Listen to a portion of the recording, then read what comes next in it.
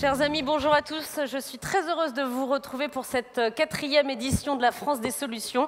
C'est toujours aussi impressionnant d'être là, face à vous, dans cet hémicycle prestigieux. Je suis toujours, moi, un peu impressionnée, mais toujours ravie d'être parmi vous. Nous allons accueillir dans un instant Madame la ministre Ségolène Royal, mais avant tout, je vais vous présenter un peu le menu de cet après-midi. Je vais être très humblement une chef d'orchestre aujourd'hui, mais rien à voir avec la grande chef d'orchestre que nous allons accueillir tout à l'heure. Je vais essayer d'être digne de ma fonction. Vous savez, la France des solutions, c'est un moment de rencontre très important pour nous tous, pour Reporters d'Espoir, puisque c'est Reporters d'Espoir qui est à l'origine de cette belle journée. Et vous allez voir, quand on se met au service des idées positives, eh bien, le monde change. Et oui, figurez-vous, c'est vérifié. Quand les médias mettent en avant les solutions, eh bien, notre vision du monde est plus positive. Et avoir une vision du monde positive, je trouve que ça donne du baume au cœur.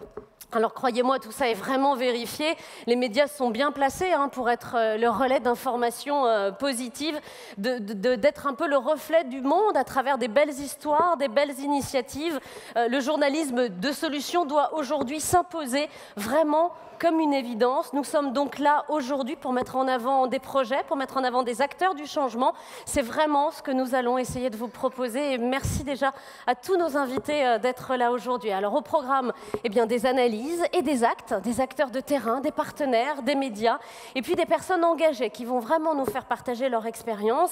Et puis pour commencer, il fallait que cette journée soit belle. Alors on va rencontrer une belle personne, un grand témoin, un parrain un peu pour cette nouvelle édition, un homme qui enfant rêvait de gravir des montagnes.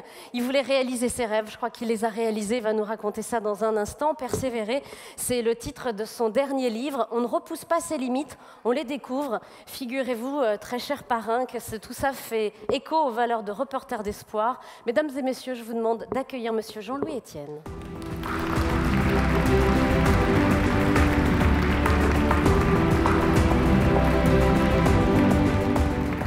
Merci Jean-Louis d'être parmi nous. Moi, je suis très heureuse de vous revoir, puisque j'ai déjà eu le plaisir de vous rencontrer. Alors, on ne vous présente plus, Jean-Louis, vous êtes médecin, explorateur, et j'aime bien l'expression, vous êtes aussi un passeur d'informations.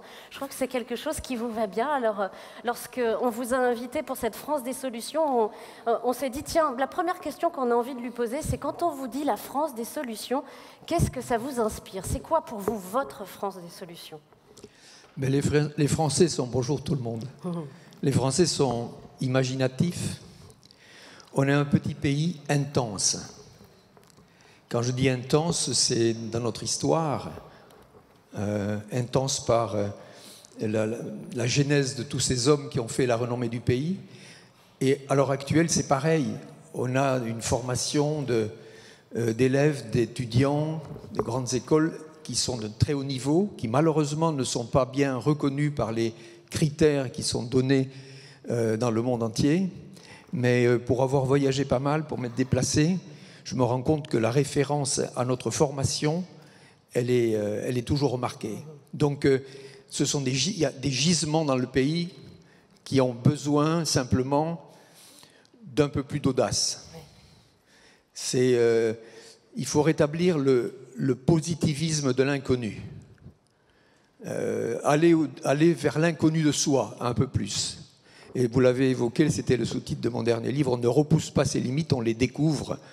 On est fait de choses inconnues de soi, de capacités que l'on ne met pas en exercice parce qu'en fait, on ne se met pas assez en péril, on s'arrête souvent jusqu'où vous accompagne l'expert. Mais c'est dans cette zone-là, au-delà de la sécurité vers laquelle vous conduit l'expert, qu'il y a la solution, qu'il y a l'innovation. Et puis vous avez aussi une qualité qui a fait votre parcours, c'est que vous avez toujours cru en vos rêves.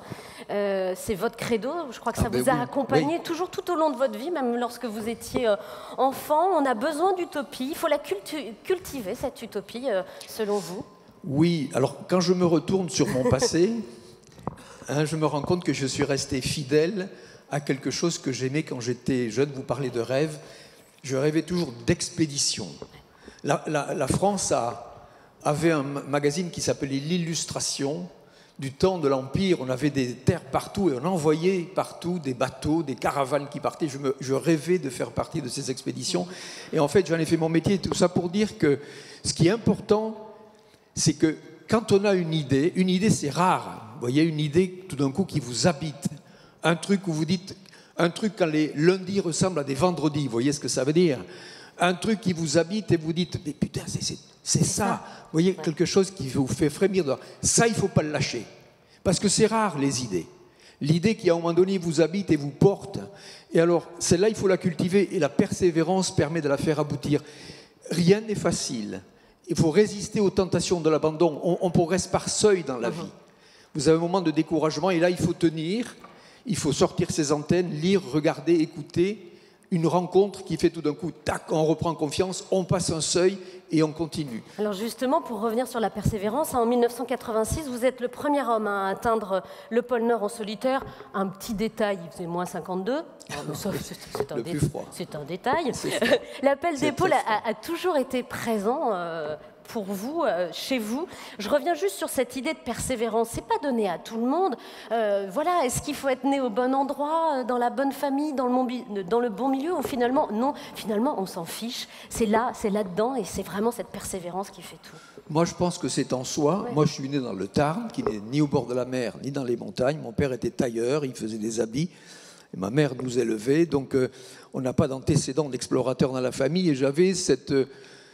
J'ai fait, quand j'avais 14 ans, la liste de matériel pour partir en expédition, pour camper dans les Pyrénées en hiver. J'avais fait le catalogue de la hutte, vous voyez ce que c'est le catalogue de la hutte qui a un peu disparu, et j'avais fait la liste de tout ce matériel. C'est quelque chose que j'aimais. Et en fait, c'est pour ça que je dis, persévérez sur les choses que vous aimez. Parce que rien n'est facile. Alors moi, quand j'en parle, je fais la liste comme ça de ce que j'ai fait. On me dit, pour vous, c'est facile, vous avez la passion. Mais la passion, c'est comme le feu, ou comme l'amour. Si vous ne mettez pas des bûches, ça s'arrête. Et les bûches, elles ne sont pas forcément au fond du jardin. Vous voyez, des fois, il faut aller les chercher loin, c'est-à-dire persévérer sur ses engagements. Il y a des moments de découragement.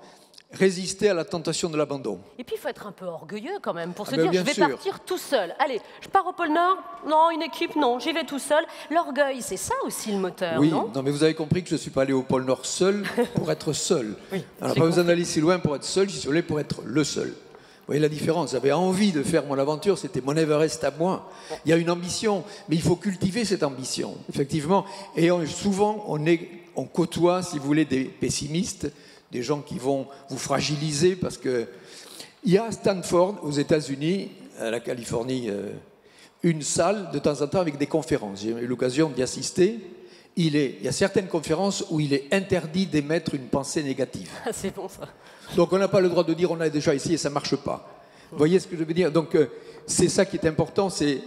Et puis le capital, c'est soi. Ouais. Vous voyez, c'est ce capital qu'il faut ouvrir. C'est vrai, le collectif est une caisse de résonance. Mais ce qui est important, c'est de cultiver son propre capital, ses performances et les mettre à l'épreuve. On va se l'appliquer aujourd'hui, hein, toutes ces, il faut être efficace, pensées, ouais. Soyez efficace sur votre zone d'influence. Ça, c'est fondamental. 20 ans d'expédition, plus vos démarches et vos expéditions pédagogiques, plus vos actions pour la défense de la planète. J'ai envie de dire qu'aujourd'hui, comment on fait pour encore avoir des rêves, les réaliser? Et je sais que vous avez encore de grands projets devant vous. Pouvez nous en parler? Oui, le prochain projet s'appelle PolarPod, Polar comme polaire, et Pod, plateforme océanographique dérivante. C'est un navire vertical, c'est un bateau qui est un grand flotteur qui fait 100 mètres de haut et qui est construit spécialement pour étudier l'océan qui est autour de l'Antarctique. Donc là, je parle du pôle sud. L'Antarctique, c'est un immense continent avec un océan qui fait le tour, que les marins appellent les 50e hurlants. C'est une zone qui est assez peu étudiée. Et donc, on va faire construire ce navire spécial qui va permettre de tourner autour de l'Antarctique, qui sera emporté par le courant circumpolaire. Il y aura 3 marins, 4 ingénieurs à bord. On est comme une plateforme d'acquisition de données. On capte un tas de mesures dans une multitude de domaines océaniques et on les renvoie aux chercheurs qui sont à terre. Et vous êtes un ambassadeur, on peut le dire. Je suis l'acteur. Non, ouais. Plus que l'ambassadeur. Je vais monter dans la fusée. Ouais. Si vous voulez, je m'occupe de monter le projet, je m'occupe du financement et je vais participer. Moi, je suis un entrepreneur. Vous voyez, un entrepreneur d'expédition lointaine. Et donc, comme toute entreprise, c'est par d'une idée. Il faut réunir les moyens humains, financiers. Il y a un timing, un budget, et puis à un moment donné, on y va. Et donc je me fais plaisir en partant.